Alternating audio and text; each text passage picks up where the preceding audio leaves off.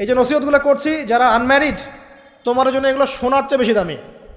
কারণ এই ডিসিশনটা এত এত গুরুত্বপূর্ণ যে জীবনে যদি এটাতে ভুল করে ফেলেন কখনো, সারাটা জীবন আপনাকে এই বোঝা টানতে হবে যে আমরা এখন কি কি কাজ করলে কিভাবে স্টার্ট করব আর কিভাবে আমরা এটাকে সলভ করতে পারি। এই সলিউশনটা দুই রকম। এক নম্বর হচ্ছে যারা অলরেডি পরিবারে ঢুকে গেছেন তাদেরকে অন্য জায়গা থেকে শুরু করতে হবে।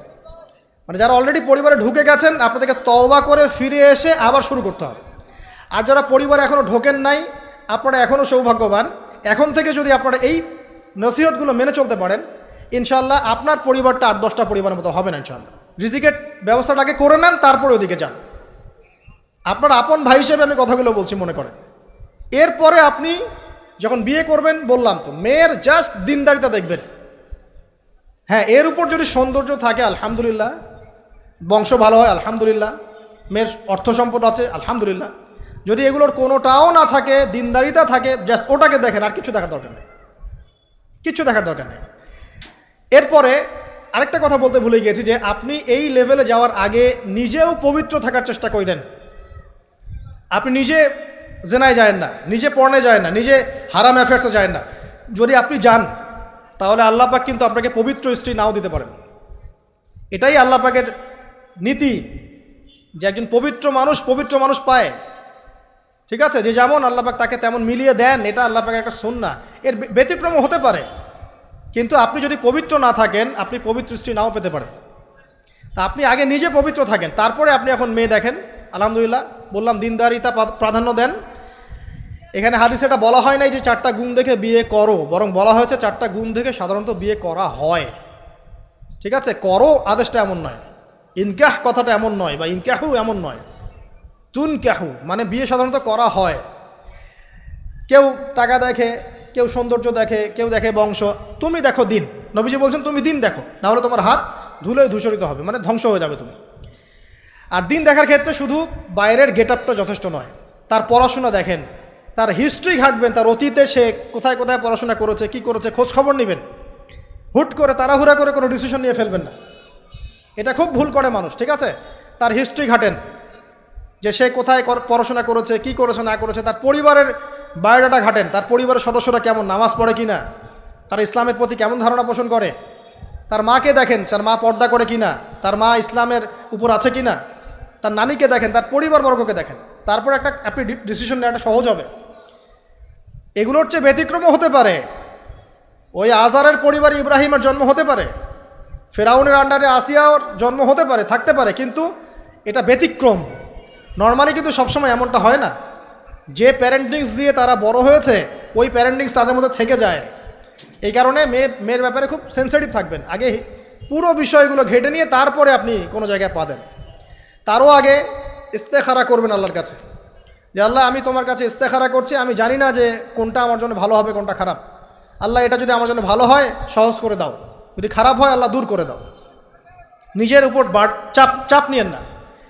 তারপরে যদি দেখেন আলহামদুলিল্লাহ দিনদার, আর ডানে বামে দেখার দরকার নাই। যদি আপনি আপনার মনের মতো দিনদার পবিত্র একজন মেয়ে পেয়ে যান, আর যদি সে সুন্দরীও হয় মাশাআল্লাহ, আর ভালো বংশের হয়, তাহলে সারাটা জীবন তাকে নিয়ে কাটিয়ে দেন, সারাটা জীবন তাকে নিয়ে কাটিয়ে দেন, আপনি হ্যাপি হবেন ইনশাআল্লাহ। ডানে বামে দেখার আর দরকার নাই। যদিও একাধিক বিয়ের অনুমতি আছে, কোরআন সুন্নাহয় সব কিছুই আছে, কিন্তু এখন বাস্তবতাটাও বুঝতে হবে। কীরকম? যে কোরআন সুন্নাহয় এমন অনেক কিছুই আছে যেটা বাস্তবে ইমপ্লিমেন্ট করাটা এতটাও সহজ না। যখন যারা করতে যায় তাদেরকে অনেক অনেক হ্যাসেল পোহাতে হয়, কারণ সমাজটা যেহেতু এমন না।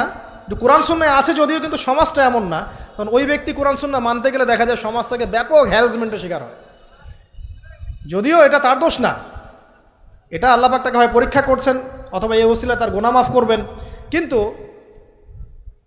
নর্মালি যেটা চলছে, এখানে আপনি আপনার বেস্টটা নেন, যেটা অপশনাল সেদিকে যাওয়ার দরকার নেই। এটা আমার নসিহত। কারণ সবার ওই শক্তি সামর্থ্য থাকে না যে সব কিছু সুন্দর মতো টাইটলি হ্যান্ডেল করতে পারবে। আর বলা যত সহজ, করার ব্যাপারটা এতটাও সহজ নয়। সো আর এই তো জেনারেশনের মেয়ের তো দেখছেনই, পান থেকে চুন খসলেই দেখবেন যে বিশাল তুলকালাম হয়ে যাচ্ছে আর কি। তো যদি আপনাকে আল্লাহ পাক আপনার পবিত্রতার কারণে, আপনার ঈমান আমলের কারণে খুশি হয়ে এমন একজন দিনদার, নেককার, পুণ্যবতী সুন্দরী সুশ্রী স্ত্রী দিয়ে দেন, আর ডানে বামে কখনো দেখবেন না, একদম তাকে নিয়ে পুরো লাইফটা কাটিয়ে দিবেন ইনশাআল্লাহ। ঠিক আছে? এরপরে দোয়া করবেন আল্লাহর কাছে, আল্লাহ এটার মধ্যে কল্যাণ বরকত দান করো। বিবাহের ক্ষেত্রে আপনি মোহরটাকে কম করবেন। আপনি মোহর মানে মেয়েদেরকে বলছি, মেয়ের বাবাদেরকে বলছি, সামর্থ্য অনুযায়ী করবেন, ছেলের সামর্থ্য অনুযায়ী করবেন, তার উপরে বোঝা চাপিয়ে দিবেন না। কিয়ামতের আলামতের হাদিসে আমি এটাও পড়েছি, শেষ জামানায় মোহর অনেক বেশি করা হবে, দেওয়া হবে কম। হয় না এমন? আর বাকি আছে আলামতের কিছু? তো ওই চিটারির মধ্যে নাই। আপনি বলছেন 1 লাখ, 1 লাখ আমি দিব নগদ, ব্যাস নগদ। বলছেন 5 লাখ দেওয়ার সামর্থ্য আছে আমার, 5 লাখ দিব, যে নগদ শেষ, পরে মাফ নিয়ে নিব, এইসব বার্গেনিংয়ে আপনি নাই। আর এখনকার বিবাহগুলো দেখলে মনে হয় যে মেয়ের বাবা ছেলেকে বিক্রি করছে আর ছেলের বাবা মেয়ে কিনছে। সবচেয়ে বেশি মোহর দেখা যায় যে চিটাগাং এরিয়ার দিকে আর কি। এবং আপনি জানেন কি না, সবচেয়ে বেশি বিবাহ বিচ্ছেদ ওই জায়গায় বেশি। বাংলাদেশে বিবাহ বিচ্ছেদ দেখা যায় যে প্রতি 24 ঘন্টায় দেখা যায় 28টা বা 29টা বাংলাদেশে। হ্যাঁ, শুধু তাই না, আমি দেখলাম যে 10 লক্ষ মেয়ে অতিরিক্ত আছে পুরুষদের তুলনায়, সমাজে ঘুরে বেড়াচ্ছে, স্বামী নাই, 10 লক্ষ মেয়ে। এবং এই ডিভোর্স দেওয়ার ক্ষেত্রে দেখা গেছে যে মেয়েদের প্রবণতা বেশি। 70% মেয়ে ডিভোর্স দিয়েছে, ছেলে দেয় নাই, 30% ছেলে। তাহলে মেয়েদের সাইকোলজি চিন্তা করেন। ও মনে করছে আমি তো এখন শিক্ষিত হয়ে গেছি, তোমাকে আমার দরকার নাই, আমি চাকরি করে খাবো। খুব বেশি শিক্ষিত দরকার নাই আপনার, দিনই শিক্ষা আছে কিনা ওটা দেখবেন। ফ্যামিলিস্ট মেয়েদেরকে নেওয়ার দরকার নাই, আপনি নেবেন ইসলামিক অনুশাসনে চলে এমন মেয়ে। এরপর যখন পরিবার স্টার্ট হবে, আল্লাহর কাছে বরকত চাবেন, বিয়েটা সহজ করে নেবেন। যে বিয়েতে খরচ যত কম, সে বিয়েতে আল্লাহর বরকত তত বেশি। হাদিস। অলিমা হবে, মাশাআল্লাহ, আপনার বিবাহিত জীবন মোবারক হোক, দোয়া করি। এরপরে দেখবেন উভয়ের মাঝখানে আল্লাহ পাক আপনাদের মাঝখানে ভালোবাসা ঢালবেন ইনশাআল্লাহ। সূরা রুমের মধ্যে আল্লাহ পাক বলেছেন, ওয়াজআলা বাইনাকুম মাওয়াদ্দাতা ওয়া রাহমা, আমি আল্লাহ স্বামী স্ত্রীর মাঝখানে ভালোবাসার ভ্রাতৃত্ব ঢেলে দিয়েছি। এটা আল্লাহ পাকের একটা আয়াত, নিদর্শন। এই ঢেলে দেওয়া মানে কিন্তু আবার সেই ঢেলে দেওয়া নয়। কথা কি বুঝতে পারছেন? আচ্ছা, তারপরে আসেন, এবার আপনি পরিবার গঠন করেছেন। এখানে আমি কয়েকটা কথা বলি যে উভয়ের মাঝখানে খুব চূড়ান্ত লেভেলের ভালোবাসা, এটাই যথেষ্ট নয় পরিবার সুখী হওয়ার জন্য। পরিবারের মধ্যে এখন থাকতে হবে সলাত। কি থাকতে হবে ভাই? সলাত। পরিবারে থাকতে হবে কোরআন, পরিবারে থাকবে সুন্নাহ, পরিবারে থাকবে ইসলামী অনুশাসন, পরিবারে থাকবে খাস পর্দা। আপনার বউকে মানুষ দেখেই নাই, এরকম পর্দা। আর কাপড় খোলা তো অনেক দূরের কথা, আমার এমন স্ত্রী আপনার স্ত্রীকে দেখেই নেই মানুষ। বাধ্য না হলে সে বাইরেই আসবে না, বাধ্য হয়েছে আসছে, মাহারাম আছে, মাহারাম সাথে আছে, এখন বাইরে আসছে।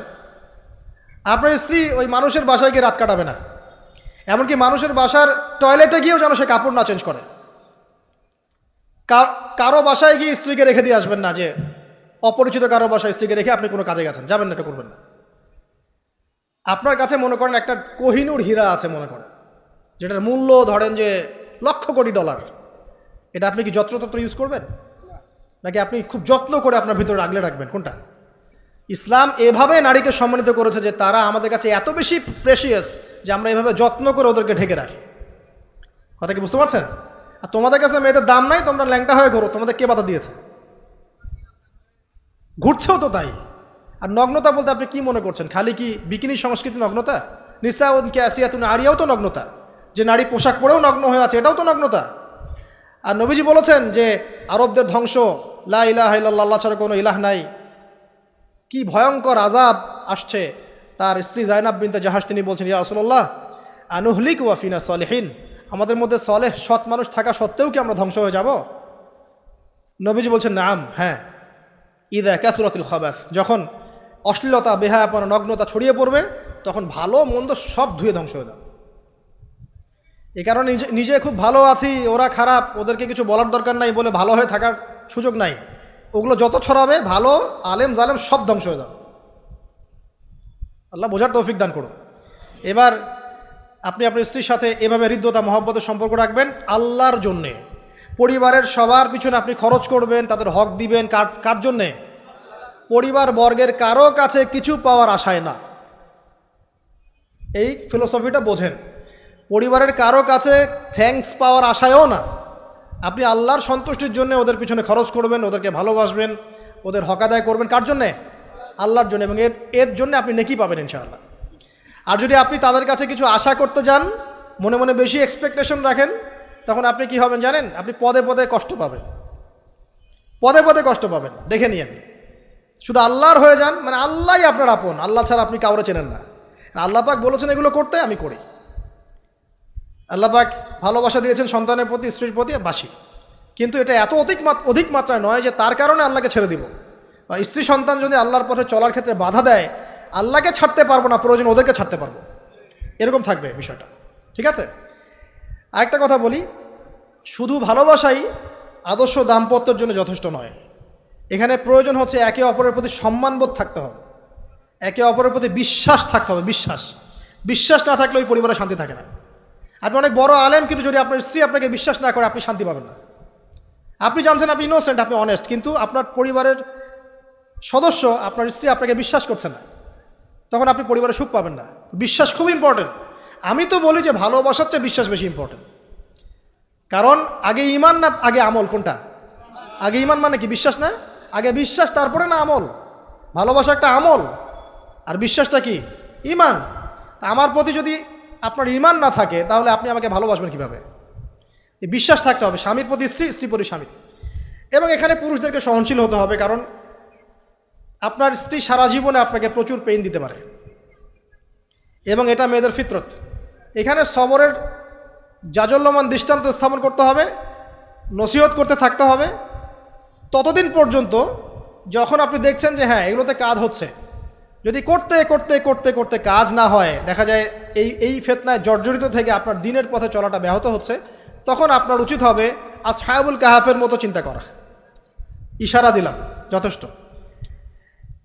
পরিবারে পর্দা থাকবে, সন্তান হবে, এখন আলহামদুলিল্লাহ সন্তানদেরকে প্রতিপালন করবেন ওই যে মা হাজেরা তার মতো, ওই যে আপনার কি বলবো, রাসূলুল্লাহ সাল্লাল্লাহু আলাইহি ওয়াসাল্লামের সাহাবায়ে কেরাম তাদের মতো করে। এমনকি আমাদের নবীজিকে তার চাচা, তার দাদারা যেভাবে লালন পালন করেছেন ভালোবাসা দিয়ে, হৃদ্যতা দিয়ে, এভাবে সন্তানকে ভালোবাসবেন, সন্তানের কথাগুলো শুনবেন, বাচ্চাদেরকে মূল্যায়ন করবেন। বাচ্চারা কি খাবার খাচ্ছে খুব ভালো করে খেয়াল রাখবেন। বাচ্চা নেওয়ার সময় বা বাচ্চা নেওয়ার চেষ্টা করার সময় দোয়া পড়বেন, এবং সবসময় সেজদায় নামাজে দোয়া করবেন পরিবারের জন্য, বাচ্চাদের জন্য, যে আল্লাহ আমার পরিবারের উপর শান্তি দাও, বাচ্চাদেরকে ভালো মানুষ বানাও। রব্বানা হাব লানা মিন আজওয়াজিনা ওয়া যুররিয়াতিনা কুররাতা আয়ুন ওয়াজআলনা লিল মুত্তাকিনা ইমামা। এই দোয়া বেশি বেশি করবেন। রব্বি হাবলি মিনাস সালিহিন বেশি বেশি করবেন। আপনার একটা নেক সন্তান আগামীতে এই উম্মতের দায়িত্ব নিতে পারবে ইনশাআল্লাহ। হাজার হাজার গবাদি পশু দরকার আছে? একটা ইব্রাহিম, একটা ওমর, একটা খালিদ বিন ওয়ালিদ আপনি জন্ম দিয়ে দেখান, ওই একজনই যথেষ্ট ইনশাআল্লাহ তাআলা। পারবেন না ইনশাআল্লাহ? সন্তানের কথা শুনতে হবে। প্যারেন্টিংস একটা বই আছে, বাজারে পাওয়া যায়, কিনে নেন। ওখানে প্যারেন্টিংসের অনেক টিপস আছে। সন্তান কি খাচ্ছে, কার সাথে মিশছে, কোন বন্ধুর সাথে খেলছে, আপনার কোন স্কুল কোন কলেজে পড়ছে, এগুলো খেয়াল রাখতে হবে। কোন ডিভাইস ইউজ করছে, বাসায় সন্তান কি পরিবেশ দেখে বড় হচ্ছে, পিতামাতার মধ্যে ভালোবাসা দেখে বড় হচ্ছে নাকি ঝগড়া দেখে দেখে বড় হচ্ছে, এটা খুব ইফেক্ট করে। সবচেয়ে বড় কথা, সন্তানকে পিছন থেকে আপনাকে বুস্ট আপ করতে হবে। আপনার সন্তানকে আল্লাহ পাক নির্দিষ্ট একটা প্রতিভা দিয়ে পাঠাবেন। হয় সে ভালো লিখতে পারবে, না হলে ভালো বলবে, না হলে ভালো খেলবে, না হলে কিছু একটা ভালো চিন্তা করবে, ভালো আর্ট করবে। ওর প্রতিভাকে ওর উপরে চাপিয়ে দিবেন না। ওর যে প্রতিভা আছে ওই প্রতিভা অনুযায়ী তাকে বেড়ে উঠতে দেন। হাতের আঙ্গুলগুলোকে জোর করে করে টেনে সোজা করার দরকার নাই, আঙ্গুল ভেঙে যেতে পারে। আঙ্গুলকে বাড়তে দেন। ওকে আল্লাহ পাক একটা রং দিয়েছে, একটা প্রতিভা দিয়েছে, ওকে বিকশিত হতে দেন। ওর গন্ধটা আমরা যেন পাই, ওর গন্ধ পরিস্ফুটিত হতে দেন। ওকে চাপ দিবেন না। এখনকার পরিবারে প্রচুর চাপ, দেখবেন যে সন্তানের পিতামাতারা চাপ দিতে দিতে সন্তান আত্মহত্যা করে ফেলছে, করছে না? রেজাল্ট খারাপ হলো, কি চাপ, কি করলি সারা জীবনে, এসএসসিতে এ প্লাস পাইতে পারলি না, বেচারা গলা লটকাইতে মরে গেল। কি হয়েছে? এসএসসিতে রেজাল্ট খারাপ হয়েছে তো কি হয়েছে? জীবনে এটাই সব কিছু? একটা না হয় দুর্ঘটনা ঘটে গেছে জীবনে, তাকে জীবনে নষ্ট হয়ে গেছে নাকি? পিতামাতার চাপের কারণে, এই যে চাকরি পাইস না, সারা জীবন ধরে খাওয়াইলাম পড়াইলাম, চাকরি করতে পারিস না, আমাদেরকে দেখতে পারিস না, চাপ দিতে দিতে বেচারা এখন মাদকের দিকে। পরিবারের চাপ নিতে পারে না, ওই যে মাদকের কাছে গিয়ে শান্তি খুঁজতেছে। তারপরে যে ওই যে পতিতালয়ে গিয়ে শান্তি খুঁজতেছে, ওই গার্লফ্রেন্ডের কাছে শান্তি খুঁজতেছে। তো পরিবার থেকে চাপের এই সংস্কৃতি বন্ধ করতে হবে। পরিবারের সন্তানদেরও পিতামাতাকে চাপ দেওয়া উচিত নয়, পিতামাতার উচিত নয় সন্তানকে চাপ দেওয়া, বরং তার প্রতিভাটাকে ফাইন্ড আউট করে আপনি বিচক্ষণ বাবা হিসেবে আপনি দেখবেন যে তার প্রতিভা কোন দিকে আছে, সেদিকে আপনি তাকে নিয়ে যাবেন। আর যদি আপনি আল্লাহওয়ালা হন, দেখবেন ইনশাআল্লাহ তার প্রতিভা ইসলামের দিকেই থাকবে ইনশাআল্লাহ। ইমাম বুখারীর মায়ের কথা শোনেন নাই? তার মা সারাদিন কান্নাকাটি করে দোয়া করতো, আল্লাহ আমার ছেলেটাকে দিনের জন্য কবুল করো, আমার ছেলেটাকে দিনের জন্য কবুল করো। তার চোখের সমস্যা ছিল, তিনি চোখে ভালো করে দেখতে পারতেন না, মায়ের দোয়ার বদৌলতে আল্লাহ পাক তার চোখের সমস্যা দূর করে দিয়েছেন। এখন ইমাম বুখারী রাহিমাহুল্লাহর কিতাব সবাই পড়ছে না? একজন মায়ের তাড়না দেখেন, মা সন্তানের জন্য দোয়া করবে যে আল্লাহ আমার সন্তানটাকে দিনের জন্য কবুল করো, বাবা দোয়া করবে আল্লাহ আমার বাচ্চাটাকে দিনের জন্য কবুল করো। এই যে বাবা নূহের তাড়না দেখেন, ইব্রাহিম আলাইহিস সালামের তাড়না দেখেন, রব্বি হাবলি মিনাস সালিহিন, আল্লাহ আমাকে সুসন্তান দান করো। চাপ দিয়েন না, সন্তানের প্রতিভা অনুযায়ী আপনি তাকে বিকশিত হতে দেন, ইনশাআল্লাহ দেখবেন একদিন সে আপনার মুখ উজ্জ্বল করবে ইনশাআল্লাহ। আর চাপ দিলে কি হবে জানেন?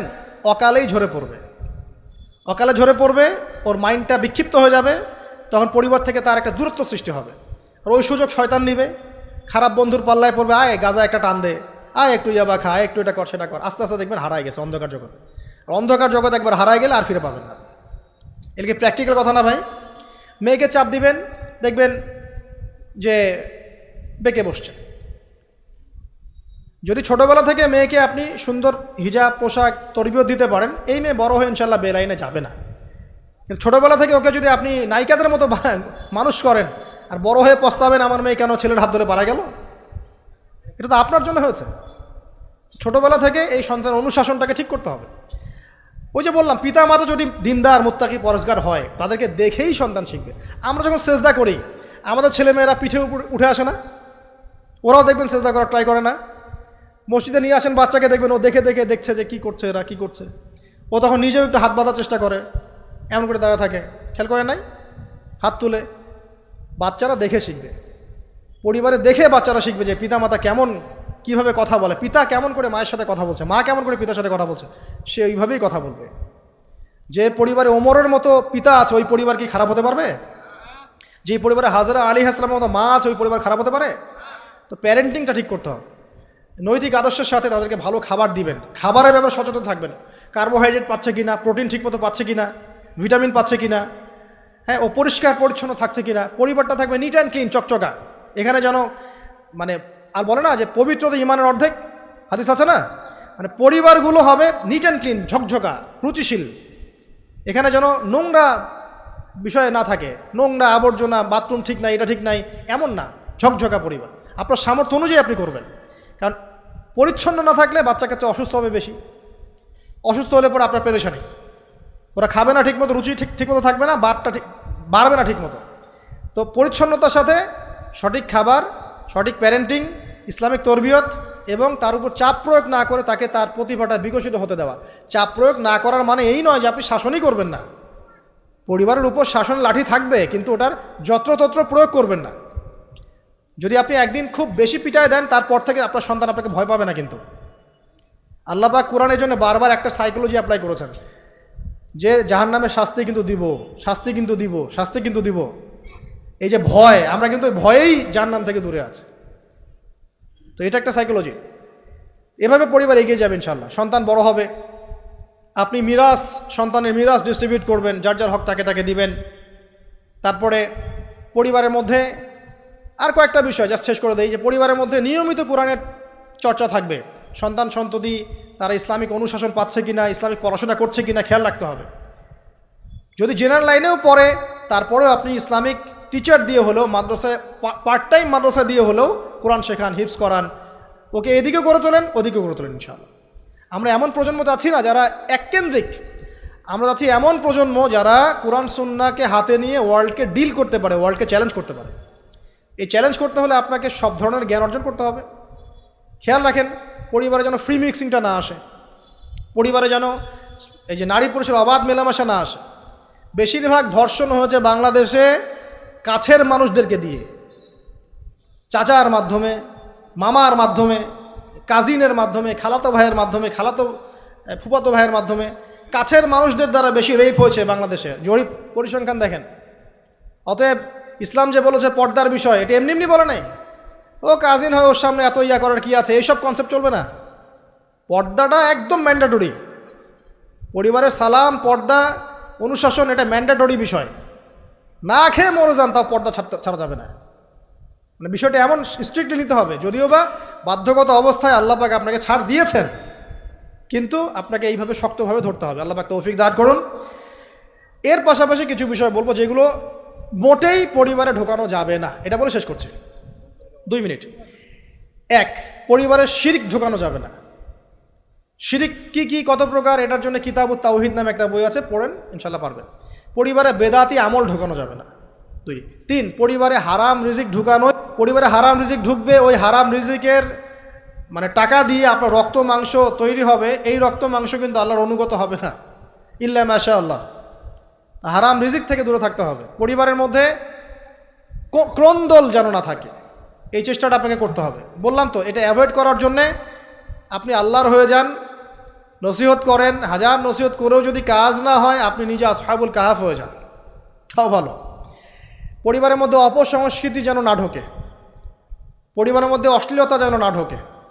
পরিবারে এখনকার চলমান যে ফিতনাগুলো চলছে, এই যে ডিভাইসের মাধ্যমে, গেমিংয়ের মাধ্যমে, এই যে আপনি বলেন পাবজি টাবজি, ফ্রি ফায়ার, হাবিজাবি, হ্যাঁ, ইন্টারনেট সেকশনের যে নগ্নতা, তারপরে অনলাইনে যে জুয়া ঢুকেছে, লুডু ঢুকেছে, কত কি ঢুকেছে, আমি আসলে এগুলো শুনেছি, আমি দেখিনি এগুলো কিছু, আমি যা শুনি এগুলো।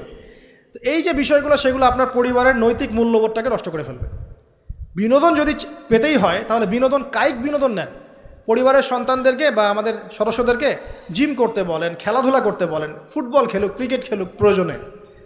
যদি গান শুনতে চান, ইসলামিক নাশিদ শোনেন, ঠিক আছে, কৌতুক চান, ইসলামিক রসিকতা করেন, ঘোরেন, প্রয়োজনে পরিবারবর্গকে নিয়ে ঘুরেন, দেশটা ঘুরে আসেন, ট্রাভেল করেন, ঘোরেন, আল্লাহর নিদর্শন দেখেন, এটাও তো এন্টারটেইনমেন্ট নাকি? পরিবারকে সময় দেন, পরিবারকে সময় দিয়ে আপনি এই যে প্রাকৃতিক বিনোদনের দিকে চলে যান, ডিভাইস কেন্দ্রিক বিনোদনের দিকে যান না। নাহলে হবে কি, মাথাটা ওই ডিভাইস কেন্দ্রিক হয়ে যাবে, অস্থির, এবং এই মাথার মধ্যে আর কোরআন সুন্নাহর সঠিক জ্ঞানটা ঢুকবে না।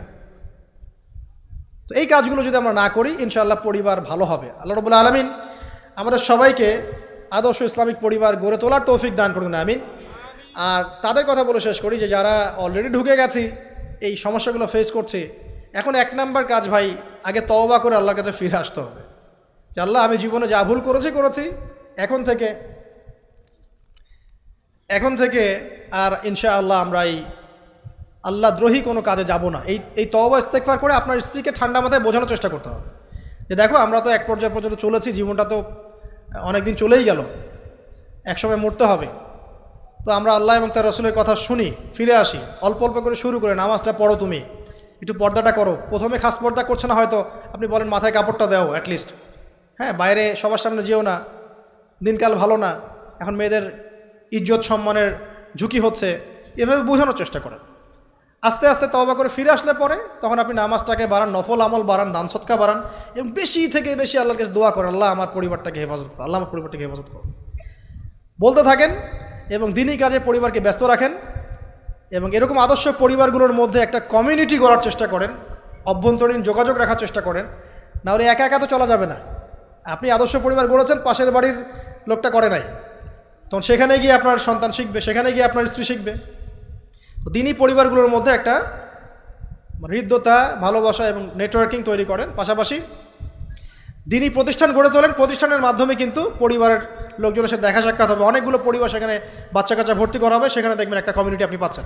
তো এভাবে শেষ করে দেয়, এভাবে তাওহীদের চর্চা 1, সুন্নতের প্রতিষ্ঠা 2, 3 হালাল রিজিক, 4 হৃদ্যতা ভালোবাসা, 5 সবর ধৈর্য, 6 আল্লাহর কাছে দোয়া, বেশি বেশি দোয়া, 7 কি পর্দা, 8 অপসংস্কৃতির প্রতিরোধ, ঠিক আছে, 9 সন্তানদেরকে আগামী প্রজন্মে, আগামী মুসলিম জেনারেশনকে লিড দেওয়ার মতো করে তৈরি করা, আর 10 মনে করেন আমাদের মেয়েদের দিকে, স্পেশালি মেয়ে শিশু, কন্যা হোক, মেয়ে হোক, বোন হোক, মা হোক, তাদের দিকে স্পেশাল নজর রাখা। এই কাজগুলো করার মধ্য দিয়ে ইনশাআল্লাহ তাআলা আমরা ব্যক্তিগত পর্যায়ে আপোষে একটা আদর্শ পরিবার জান্নাতের টুকরা গড়তে পারবো ইনশাআল্লাহ আযজা ওয়া জাল।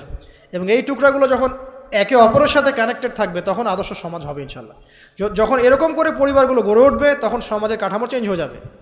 আর ওই সমাজকে দিয়ে আপনি ইনশাআল্লাহ ইসলামিক কোনো রেভলিউশন প্রতিষ্ঠা করতে পারবেন, আদারওয়াইজ হয়তো পারবেন না। তো এর বিপরীতে যা আছে সবই শয়তানের কাজ, জাহেলিয়াত, ফাসেকি, জুলুম, অন্যায়, পাপাচার। এগুলো থেকে সম্পূর্ণ তওবা করে আল্লাহ পাক আমাদেরকে জান্নাতি আদর্শ পরিবার গড়ে তোলা তৌফিক এনায়েত করুন, আমিন।